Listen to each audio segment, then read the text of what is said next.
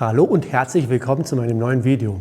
Ich werde heute versuchen, ein heikles Thema zu beleuchten. Und zwar das Beimischen von Zweitaktölen in den Dieselkraftstoff. Und hier scheiden sich die Geister.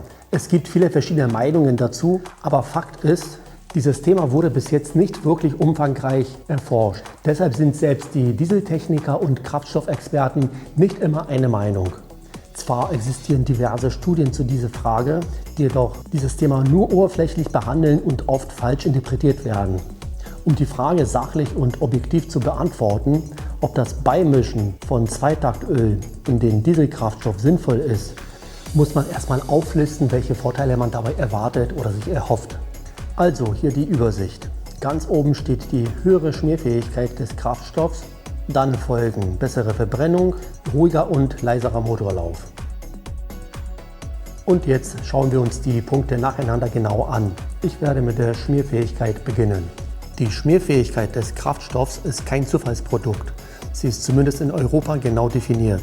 Die DIN-Norm EN 590 beschreibt alle Grundvoraussetzungen, die der Dieselkraftstoff zu erfüllen hat, damit er zugelassen werden kann. Und dort findet man die Angaben bzw. Anforderungen zu der Schmierfähigkeit des Dieselkraftstoffs. Da die Werte im Rahmen der ständigen Anpassung an die EG-Richtlinien öfters verändert werden, ist es so, dass der moderne Dieselkraftstoff andere Eigenschaften besitzt als der, den wir zum Beispiel vor 30 Jahren hatten. Man kann aber auf jeden Fall sagen, dass die modernen Motoren auf den modernen Kraftstoff von heute perfekt abgestimmt sind. Sie brauchen also keinen Zweitaktöl als Kraftstoffzusatz. Im Gegensatz, hier kann das Zweitaktöl sogar Schäden an den Injektoren, an der Abgasrückführung oder an dem Katalysator verursachen. Und das bestätigen auch die Studien zu diesem Thema. Aber wie sieht es aus bei den Oldtimern? Trifft es bei diesen Fahrzeugen auch zu? Und das sind sehr spannende Fragen. Um sie zu beantworten, muss man sich die Frage stellen, welche Eigenschaften hatte der Dieselkraftstoff vor 30 Jahren oder noch früher? Die Frage lässt sich relativ leicht beantworten. Der Dieselkraftstoff hatte damals recht hohen Schwefelanteil, der nach der Verbrennung als Schwefeloxid ausgestoßen wurde. Schwefeloxid ist ein hochgiftiges Gas. Deshalb wird heutzutage aus Umweltschutzgründen bei der Kraftstoffherstellung der Schwefel entzogen. Das führt zu Verschlechterung der Schmiereigenschaften. Deshalb werden im Herstellungsprozess dem Diesel diverse Additive hinzugefügt, um das geforderte Mindestmaß der Schmierfähigkeit zu erfüllen. Und darüber hinaus haben wir aktuell 7% Biodiesel drin. Aber wie bereits gesagt, ein moderner Dieselmotor kommt mit diesem Kraftstoff bestens zurecht. Aber ein Oldtimer sieht es etwas anders. Er freut sich, wenn er noch besser geschmiert wird.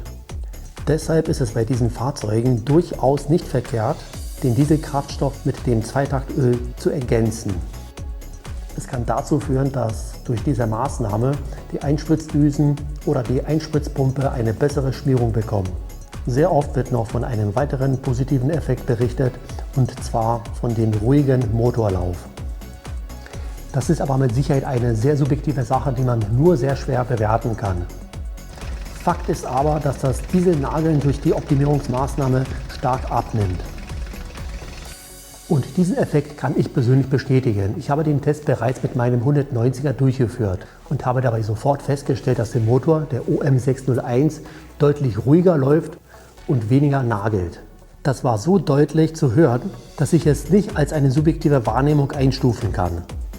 Von derselben Erfahrung berichten viele Oldtimer-Dieselfans, die seit Jahren ihre Fahrzeuge mit dem Zweitaktöl als Dieselzusatz betreiben. Das sind jahrelange Erfahrungen, die aus meiner Sicht aussagekräftiger sind als Aussagen und Studien, die sich nur auf den aktuellen Technikstand konzentrieren und ältere Fahrzeuge und Motoren nicht betrachten. Also unter dem Strich muss man jetzt sagen, dass das Zweitaktöl für die modernen Motoren nicht sinnvoll ist und sogar schädlich sein kann. Und das ist nämlich das, was auch die Studien zu diesem Thema berichten.